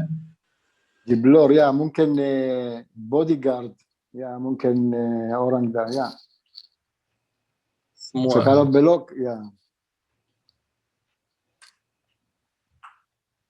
Tapi hanya yang ada jalan mobil sepertinya yang bisa di Ya, bikin itu gambar kalau ini. sebelah kanan jalan ke pintu gerbang ke Damaskus, sebelah kiri itu perhentian 4 dan 5, ya 3, 4 dan 5. Ya. Mogok dia nggak bisa maju ini. Mogok. Mogok. Oke. Pak Nisim, kalau penduduk Israel jumlahnya berapa sekarang, Pak Nisim? 9 juta, Pak. Iya, padahal penduduk tertua di dunia, kenapa tidak berkembang begitu? Apa karena banyak yang keluar negeri? No, bukan karena itu, karena negara kecil, Pak. Ya, dan jangan lupa di Perang Dunia Kedua, Nazi, orang Jerman membunuh 6 juta orang Yahudi. Ya, kalau di Israel ada 9 penduduk Israel 9 juta, tapi 78% orang Yahudi, 20% Muslim, dan 5% Kristen. Tapi di Amerika Serikat ada kurang lebih 7 atau 8 juta orang Yahudi. Di seluruh dunia mungkin ada kurang lebih 16 juta orang Yahudi. Kita undang semua datang ke Indonesia. Apa? Kita undang semua datang ke Indonesia. Ayo, ada. Berarti orang Yahudi itu tidak mau kawin dengan suku lain ya? Apa? Orang Yahudi tidak mau kawin dengan suku lain selain antara Yahudi. Bukan tidak mau, itu di agama, tapi ada banyak yang menikah dengan agama yang lain, ya. Perempuan atau laki-laki yang menikah dengan orang Kristen atau ya. Kenapa Pak Fenci mau cari mantu? Karena Pak Fenci mau istri Yahudi, mau perempuan Yahudi. Ayo ke sini Pak, ada banyak. Untuk anaknya. Tapi mereka cari orang yang kaya. Money talks, Pak, money talks. Money talks. Di Israel sekarang ini perceraian itu bagaimana ya? Banyak enggak? Banyak, Pak. Banyak ya? Ya, mungkin hampir 30%. Banyak. Oh. Ya. Oh. Ya. Wow. Tapi memang untuk secara agama tidak terlalu susah Pak Nisim untuk menikah lagi ya Pak? Tidak, ya. Tidak terlalu susah ya. Tapi poligami di Israel tidak boleh. No. Tidak boleh, Pak. No. By law ya? By law, ya. Itu bisa masuk ke penjara, Pak. Ya. Tidak boleh. Nah, sekarang tidak boleh kalau di Israel tidak boleh. Tapi kalau ada satu di Amerika, satu di Eropa, satu di Indonesia. Saya bercanda, Pak. No. Tidak boleh sama sekali. Nah, sekarang rata-rata young generation yang baru menikah itu punya anak banyak kan? Hanya yang ortodoks, Pak. Ortodoks kan? Ortodoks ya selalu begitu. Tapi yang liberal, yang modern, Nggak mau. maksimal 2 atau 3 anak ya. Yang ortodoks 5, 6, 7, 8, 9, 10 ya. Iya. Oke. Kapan mereka berhenti punya anak? Ketika sudah tidak bisa lagi saja gitu ya Pak? Ya, exactly. Ortodoks Ya. ya. Sesudah mereka tidak bisa lagi ya. Oh. Berarti mereka bisa punya anak 1 tahun 1 ya? Ya, lihat kalau di daerah Yahudi Ortodoks atau di tembok ratapat atau di daerah mereka, lihat kalau keluarga yang jalan kaki ada 7 atau 8 anak, lihat dari umur yang pertama 8 tahun sampai 1 tahun. 8, 7, 6, 5, 4, 3. Iya. 1 tahun dan masih ada yang digendong ya Pak Nisim ya? Ya, Masih ada yang digendong.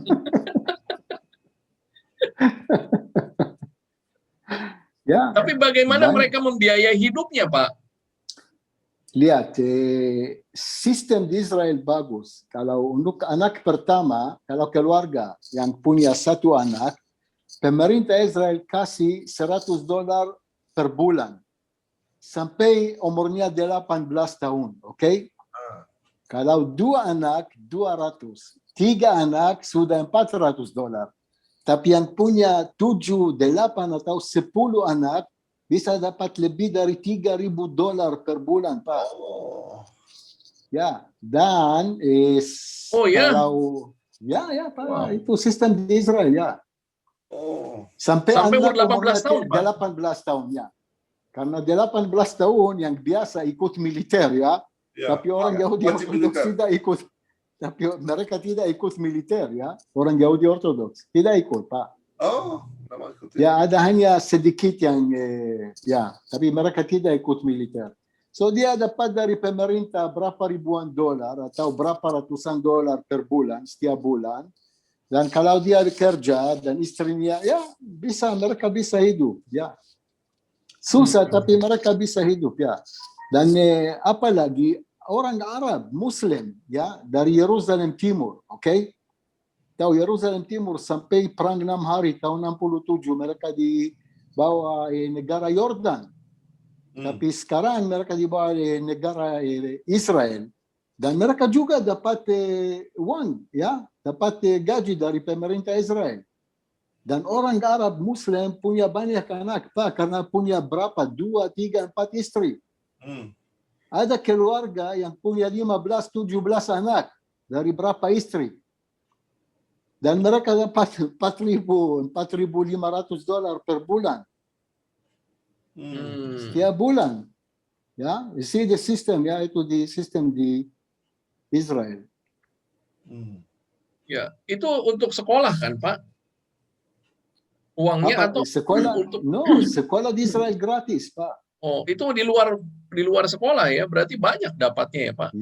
Ya, banyak. Dan ini sekarang lihat, kalau karena coronavirus, teman-teman kita, Pak Michael, dari Yerusalem Timur, seperti Kojak dan Osama dan semua. Ya. Ya, mereka dapat gaji setiap bulan dari pemerintah Israel. Karena COVID-19, mereka tidak bisa kerja ya, karena tidak ada turis ya, dan mereka dapat gaji setiap bulan. Itu lebih bagus daripada jual kalung, kan? Oh, of course. Tapi kasihan teman-teman kita dari Bethlehem, Pak. Itu yang kontrol di bawah oleh otoritas Palestina. Mereka tidak dapat uang, tidak dapat $1, tidak dapat ya. Ya, mereka kasihan mereka, Pak. Tapi yang lain yang tinggal di Israel, di Yerusalem Timur atau mereka sama seperti saya, walaupun mereka tidak ikut militer. Tapi itu sistem di Israel. Ya. Nisim sekarang dapat dari pemerintah? Ya, saya dapat ya setiap bulan, Pak. Yang retired ya, pensiunan. No, bukan. Karena saya tidak bisa kerja karena tidak ada turis dan saya dapat kurang lebih 70% dari gaji yang biasa. Kalau gaji saya, for example, Pak, kalau gaji saya waktu saya kerja itu $5,000 per bulan, ya, dan pemerintah sekarang kasih 3.500. For example, ya, tapi saya dapat kurang lebih $2,000 setiap bulan.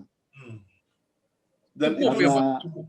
itu hidup Apa? sendiri cukup ya untuk Cukup. diri sendiri ya. Untuk kalau saya sendiri cukup, tapi ada keluarga, ada rumah, ada listrik, ada taksis, ada ya. Tidak cukup, tapi oke, puji Tuhan, saya tidak komplain, Pak. Ya, Pak Nisim. Ya, Pertanyaan Pak. lagi satu, Pak. Jadi itu ada Ya. penelitian bahwa IQ ya, orang-orang Yahudi itu lebih tinggi daripada yang lainnya. Nah, mungkin bisa dikasih tahu apa kira-kira itu rahasianya. I don't know, Pak. Ini lihat saya orang Yahudi dan IQ saya di bawah 0. Nggak tahu, Pak. Orang bilang orang Yahudi mereka pintar, ya. Tapi orang Yahudi sukses dengan high-tech dan medicine, ya nggak tahu. Yang biasa, Pak. Average, ya. Yang itu, yang menemukan sensor di bis itu, siapa namanya? Ya, apa, ya. Lupa namanya, ya, Pak. Waktu itu kita bersama. Hah? Dia jual berapa itu? Lupa, ya. Sensor apa, Pak Honi? Yang kalau bis itu terlalu ke pinggir jalan. Ya, itu namanya Profesor Shashua. Itu Mobileye itu dari Israel, ada profesor dari kota Yerusalem, Profesor Shashua, dan Intel bayar 15,2 miliar dolar untuk sistem ini. Mobileye namanya. Nanti di Google Mobileye seperti mata, ya. Yeah. Mobileye dan Profesor Shashua. Intel, Mobileye, lihat. Mereka bayar 15,2 miliar dolar untuk patent ini, ya, Mobileye. Dan high-tech di Israel, Pak, ya, mungkin salah satu the best di seluruh dunia. High-tech di Israel, ya. 15 miliar dolar. 15,2, Pak. Bukan 15,2. Kasih saya hanya 0,2. Saya oke.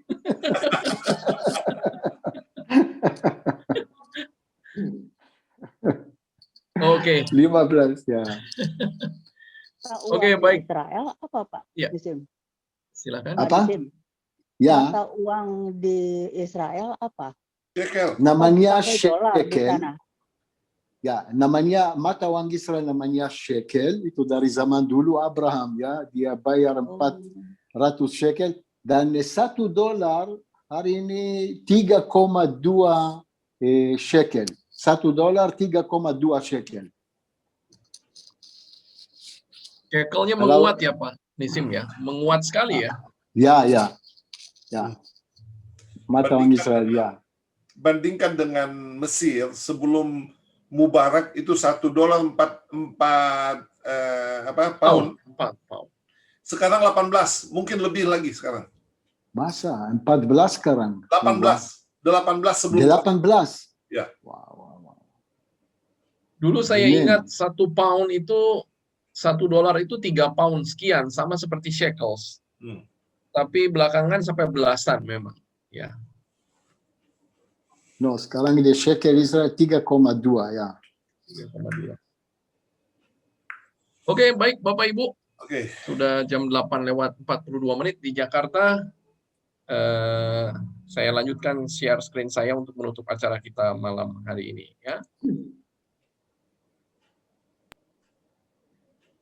Oke, baik, kita merencanakan program ziarah kita di bulan September, tanggal 6 sampai 17 September, untuk mengunjungi Mesir dan Tanah Perjanjian, 12 hari perjalanan. Ya, kita akan mulai dari Mesir, kita akan ke kota Kairo, Gunung Sinai, Laut Merah, kemudian di Israel kita akan ke Laut Mati, Bethlehem, Yerusalem, Nazaret, Kana dan Tiberias, dan lain-lain. dan lain-lain. Ya, minggu Dan depan Bapak Yope. Ibu, ya, dan Yope. Minggu depan kita akan Jangan bertemu lupa. lagi ya, dengan Pak Honi, dengan Pak Nisim juga. Ya, kita akan pergi ke Gunung Karmel. Dan kita akan mengunjungi kota Haifa, kota yang sangat indah di tepian Laut Tengah, serta Muhraka, tempat kontes antara Nabi Elia dengan Nabi Baal.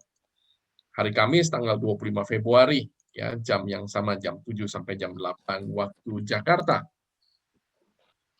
Sekali lagi, yang belum subscribe, silahkan subscribe YouTube channel GB Menora Manado, dan Instagram silahkan follow di @gbmenora. Kemudian juga YouTube channel kami di Pilgrim Loka dan di Stella Kuarta Official, serta Facebook kami di Stella Kuarta Wisata dan Instagram kami di stella.kuarta. Bapak Ibu yang punya banyak foto file digital, ya, kenang-kenangan yang indah dari Bapak Ibu semua, boleh untuk mulai mencetak lagi, ya, bikin album lagi. Karena file digital bisa rusak, bisa hilang, sementara buku album sudah terbukti, ya Bapak Ibu. Kalau hari ini kita bisa melihat foto dari oma opa kita, karena oma dan opa kita dulu juga mencetak fotonya, ya. Silahkan bisa klik di photobook.id. Terima kasih Bapak Ibu untuk kehadirannya malam hari ini. Terima kasih banyak Pak Honi, terima kasih Pak Nisim yang selalu dengan setia bersama dengan kita dari Yerusalem. Thank you. Kita tutup acara kita malam hari ini. Silakan Pak Honi. Evan, ada Evan?